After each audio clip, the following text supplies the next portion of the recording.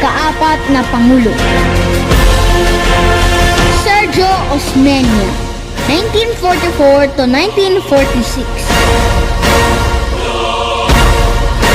Sa pagkakatalaga niya sa posisyon at muling pagkakatatag ng Commonwealth Government, unang binigyang tuon ni Pangulong Osmeña ang pagbangon ng Pilipinas mula sa sinapit nitong pagkasira dahil sa ikalawang digmaang pandaigdig. Muli rin niyang isinaayos ang mga sangay ng gobyerno.